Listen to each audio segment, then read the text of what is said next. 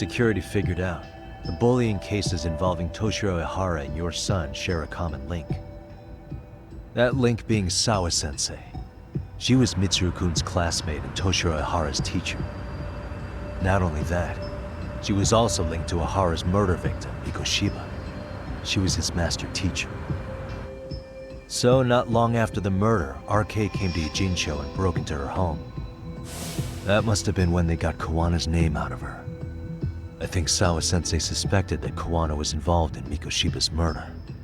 Then Soma steps in, with his professional interrogation skills, to beat and scare her into spilling everything. Kusumoto-san, you knew she was killed, right? Kawana should have told you over the phone. Wait, are you not one of his colleagues? He said he wouldn't cause me any trouble, and that he would never call me again. Kawana and I are competitors on a temporary ceasefire. We're not colleagues.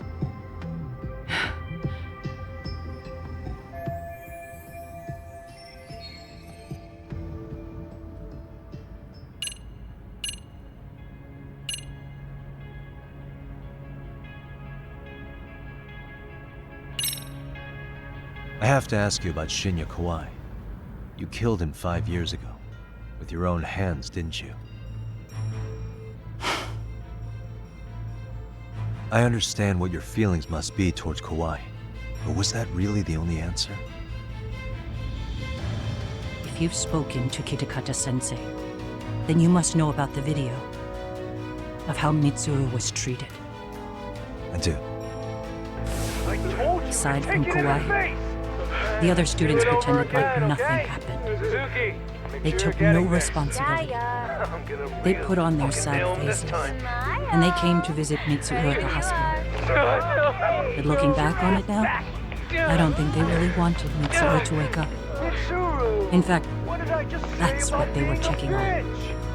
And what did I do? I bowed my head and thanked them. It was only later that Kitakata-sensei showed me the video. That's when I knew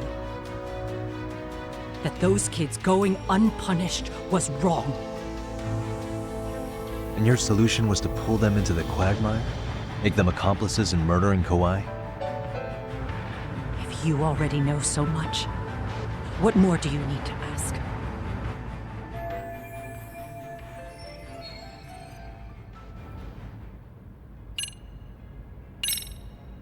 Has anybody from public security contacted you? Have you been approached by any strangers? I have my suspicions. What are their names? I imagine what they wanted was to exploit your weakness to control you. Because if all they wanted was to eliminate you, some kind of accident would be easily arranged. Yes. I suppose you're right. Do you have any idea what these people are after? And do you mind sharing?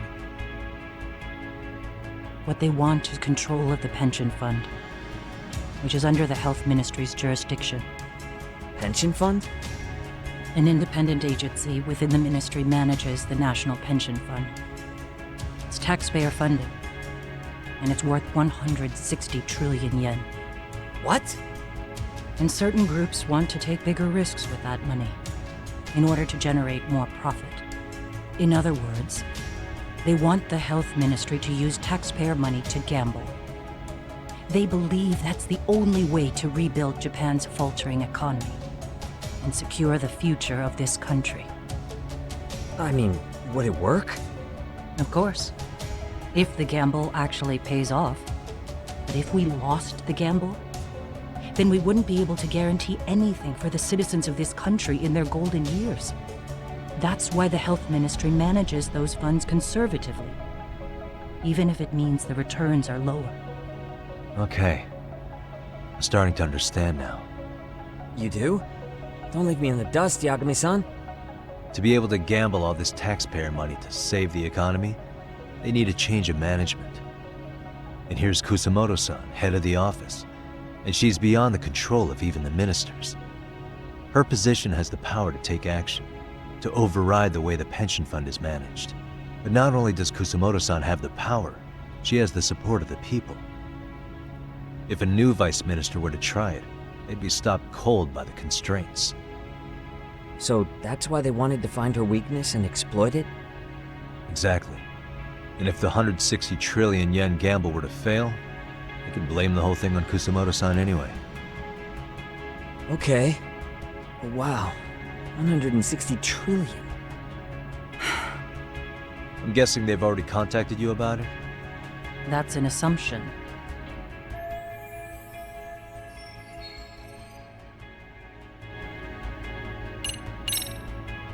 How's your son doing now? He could wake up any minute now. Of course, that's been true for the last 13 years. I see. We transferred him to Toto University Hospital just this year, hoping they could spur his recovery. But it turns out they don't do anything much different from the previous hospital. All I can do is wait.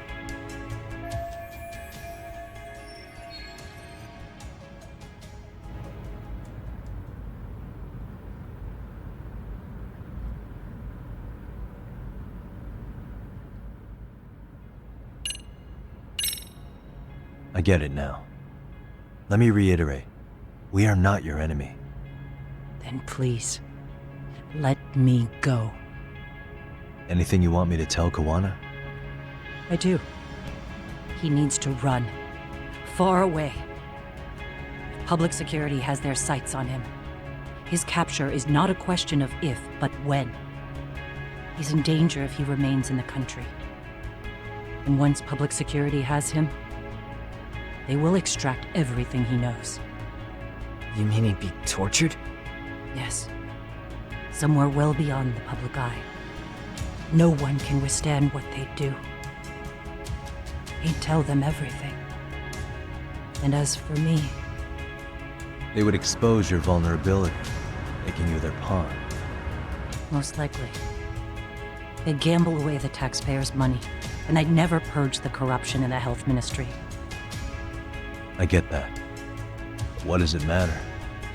What?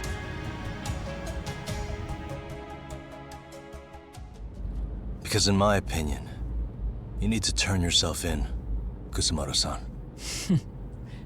You want me to admit to manslaughter? You think I killed a real man? I say he was less than one. Shinya Kawai. He was little more than a subhuman brute. And you saw it. You saw what that brute did to my son. I hated Kitakata-sensei. He was an incompetent teacher. An idiot who turned a blind eye to Mitsuru being tortured. But that changed when he suddenly showed up 8 years later. And then he showed me that video. He said, every bully in that video, they deserved to be punished. That it was the only way to get closure.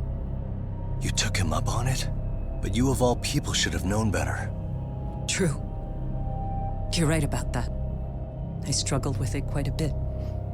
It's an unconscionable act, no matter how deep your animosity runs. But Kitakata-sensei's words hung on. I couldn't get them out of my head. I saw for myself. I went to Kamurocho, where I'd heard Kawai was working, at a girls' bar. So you know, after Mitsuru jumped that day, Kawai came to me in tears to apologize. I hadn't seen him in all that time.